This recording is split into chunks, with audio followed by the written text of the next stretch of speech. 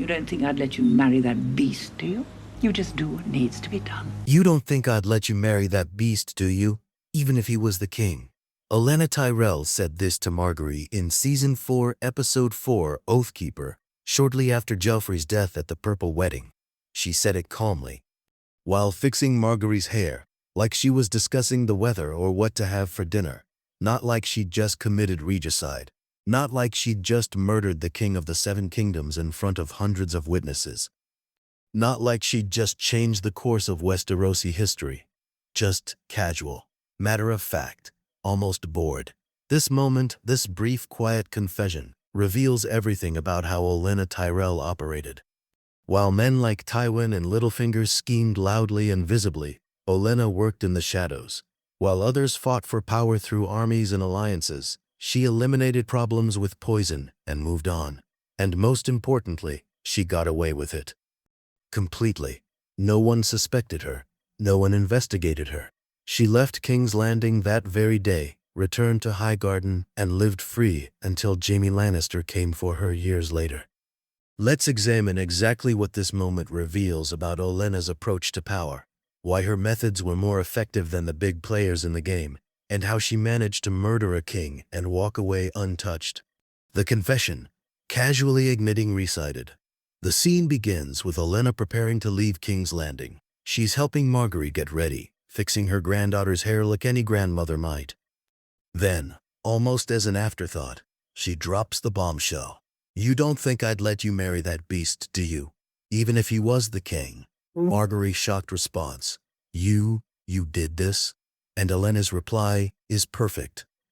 The world is a better place for it. Not I did what I had to do. Not I had no choice. Just a simple statement of fact. The world is better without Joffrey Baratheon in it. Then, without missing a beat, she moves on to the next piece of business. Now, shall we see about getting you married to the younger brother? Tommen seems much more manageable. This is how Olenna operates. Kill the problematic king. Move to the more suitable replacement. All in the same conversation. No dramatics. No hand-wringing. Just efficiency. The method, poison over politics. While other players in Game of Thrones built armies and forged alliances, Olenna simply used poison. The execution was brilliant in its simplicity. The setup. At Sansa and Tyrion's wedding, Olenna adjusts Sansa's necklace, a necklace that Littlefinger gave Sansa, the necklace with a crystal that's actually poison. Olenna takes the crystal, so casually that no one notices. The execution. At Joffrey's wedding, during all the chaos and celebration, the poison ends up in Joffrey's wine. He drinks, he dies. In front of everyone. The aftermath. Tyrion gets blamed. He's arrested immediately. Sansa flees with Littlefinger. Olenna leaves King's Landing the next day, completely unsuspected. This is the genius of Olenna's approach. She didn't need armies. She didn't need elaborate plots. She didn't need years of planning. She just needed poison and the right moment. Compare this to how others tried to deal with Joffrey. Tywin's approach. Control Joffrey through manipulation and authority. Try to teach him to be a better king. Manage the damage he causes. This took years and never really worked. Joffrey remained a monster. Tyrion's approach. Slap Joffrey when he gets out of hand. Try to reason with him. Attempt to be a good influence. This just made Joffrey hate him more, and gave Tyrion no real control. Cersei's approach. Enable Joffrey's worst impulses while pretending he's a good king. Defend him constantly. This made him worse, and gave her no control over him at all. Olenna's approach. Kill him. Problem solved. While everyone else tried to manage or control the monster, Olenna simply eliminated him. The motive. Protecting Margaery. Olenna's motive is crystal clear in her confession. You don't think I'd let you marry that beast, do you? She killed Joffrey to protect Margaery. Simple as that. Olenna had spent time with Joffrey. She'd observed him carefully. She'd seen his cruelty, his sadism, his complete lack of control or empathy. And she'd made her assessment. This boy was irredeemable. Remember the dinner scene before the wedding? Olenna asks Joffrey pointed questions about his reign. She probes to understand who he really is. She gives him every opportunity to show wisdom, kindness, or at least basic competence. She asks about his grandfather's reign, about his decisions as king, about how he plans to rule. These aren't idle questions, they're an interview, an evaluation, and Joffrey fails spectacularly. He's arrogant, dismissive, cruel in his casual remarks. He shows no understanding of governance, no respect for his advisors, no capacity for growth or learning. Olenna also hears the stories about Ned Stark's execution, which Joffrey ordered against everyone's advice, plunging the realm into war. About his treatment of Sansa, the abuse, the humiliation, the cruelty. About the whores Ross shot with his crossbow for sport. She observes how he treats people during the wedding preparations, how he speaks to servants, how he dismisses his mother, how he mocks Tyrion, how he terrorizes Sansa, and she finds nothing redeemable, just cruelty wrapped in a crown. A sadistic child with absolute power and no one to control him. So she makes her decision. Margaery will not marry this beast. The alliance with the crown is important, but not important enough to sacrifice her granddaughter to a monster. This reveals something crucial about Olenna. She puts family first, not power, not alliances, family. But unlike Cersei, who also claims to put family first, Olenna is smart about it. She doesn't just protect Margaery by keeping her away from danger. She eliminates the danger and positions Margaery to marry a better king. She turns a crisis Margaery stuck marrying a monster into an opportunity Margaery marrying a manageable boy king. The planning, working with Littlefinger. Olenna didn't act alone. She worked with Littlefinger to orchestrate Joffrey's death. This shows another key aspect of Olenna's intelligence. She knows when to collaborate and how to protect herself within that collaboration. The partnership worked like this. Littlefinger provided the poison, the strangler, hidden in a crystal on a necklace he gave to Sansa. This was brilliant because it meant Littlefinger never physically handled the poison himself. If anyone found it, it would trace back to Sansa, not him. Olenna retrieved the poison. At Sansa and Tyrion's wedding, Olenna fusses over Sansa's appearance and adjusts her necklace. In that moment, so casual that no one notices, she takes one of the crystals. The poison is now in Olenna's possession, but Littlefinger provided it. Someone delivered the poison to Joffrey's cup. The show never explicitly shows who put the poison in Joffrey's wine, but it happens during the chaos of the wedding feast. Either Olenna did it herself, or she had help from a Tyrell servant. Either way, the execution was flawless. Littlefinger created the scapegoat. Tyrion was already hated by Joffrey and Cersei. He was the perfect person to blame. And when Sansa fled with Littlefinger, it made Tyrion look even more guilty, as if his wife helped him and then ran. Littlefinger extracted Sansa. He got her out of King's Landing immediately, both to protect her from being interrogated and to create a trail that pointed away from the Tyrells. If Sansa fled, people would assume she was involved. If Tyrion was blamed and his wife disappeared, the case seemed closed. This partnership shows Olenna's pragmatism and strategic thinking.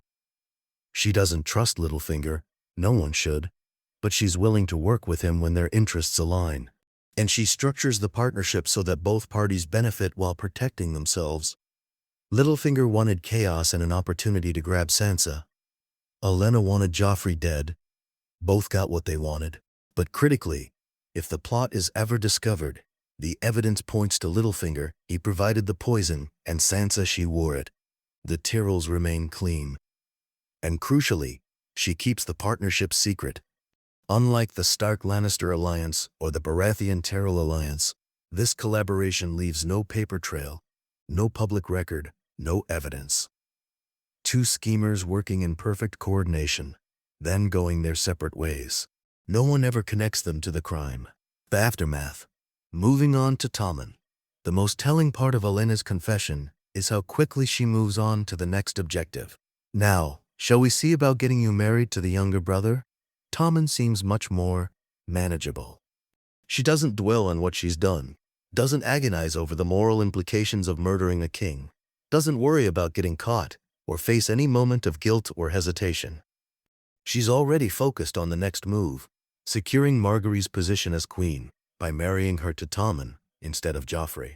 This is strategic thinking at its finest. Olenna doesn't just react to problems, she creates opportunities.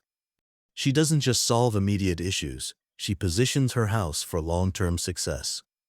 The problem, Margaery is betrothed to a sadistic monster who will make her life hell, possibly kill her, and definitely make the Tyrell alliance with the crown unstable, because Joffrey is impossible to control or predict.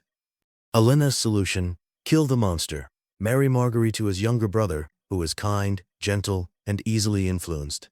Turn a disaster into an opportunity. The result? Margaery still becomes queen, the original goal. The Tyrell crown alliance remains intact, still politically valuable. But now she's married to a boy she can actually control and influence instead of a monster who would terrorize and potentially murder her. And Tommen is young enough that Margaery can shape him into the kind of king the Tyrells need. Olenna has turned a disaster into a victory. And she's done it so smoothly, so invisibly, that most people in King's Landing never even realize the Tyrells benefited from Joffrey's death. They're too busy watching Tyrion's trial, mourning the king, or adjusting to Tommen's reign to notice that the Tyrells just upgraded from an uncontrollable psychopath king to a manageable boy king. The escape, walking away clean. After confessing to Margaery, Olenna leaves King's Landing that same day. No one stops her. No one questions her. She's just an old woman going home to High Garden after the traumatic events of the Purple Wedding. This is perhaps the most impressive part of Olenna's execution. She gets away with it completely. Tyrion is arrested and put on trial. He becomes the primary suspect. Cersei is convinced he did it. Sansa flees King's Landing with Littlefinger. She becomes a secondary suspect. People think she might have helped Tyrion, but no one ever suspects Olenna.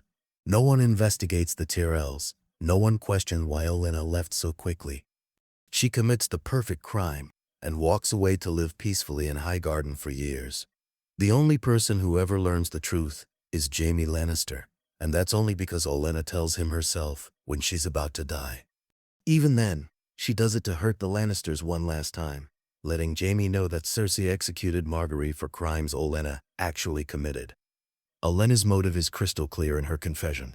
You don't think I'd let you marry that beast, do you? She killed Joffrey to protect Margaery. Simple as that. Olenna had spent time with Joffrey. She'd observed him carefully. She'd seen his cruelty, his sadism, his complete lack of control or empathy. And she'd made her assessment. This boy was irredeemable. Remember the dinner scene before the wedding? Olenna asks Joffrey pointed questions about his reign. She probes to understand who he really is. She gives him every opportunity to show wisdom, kindness, or at least basic competence. She asks about his grandfather's reign, about his decisions as king, about how he plans to rule. These aren't idle questions. They're an interview, an evaluation, and Joffrey fails spectacularly. He's arrogant, dismissive. The philosophy, practical over dramatic. Olenna's approach to the game reveals her core philosophy. Be practical, not dramatic. Other players in Game of Thrones love drama. Cersei walks naked through King's Landing as penance rather than admit weakness quietly. Ramsay tortures people publicly to demonstrate his power. The Starks start a war over honor and justice. Littlefinger orchestrates elaborate betrayals to climb the ladder. But Olenna? She just solves problems efficiently and moves on. Joffrey is a problem. Poison him. Done. Margaery needs to marry Tommen now. Arrange it. Done. The High Sparrow is causing problems. Work with Cersei to eliminate him. Or if that fails, adapt. Done. No theatrics, no speeches, no grand gestures. Just practical solutions to practical problems. This philosophy serves her well. While others are making dramatic moves that draw attention and create enemies, Olenna is quietly getting things done.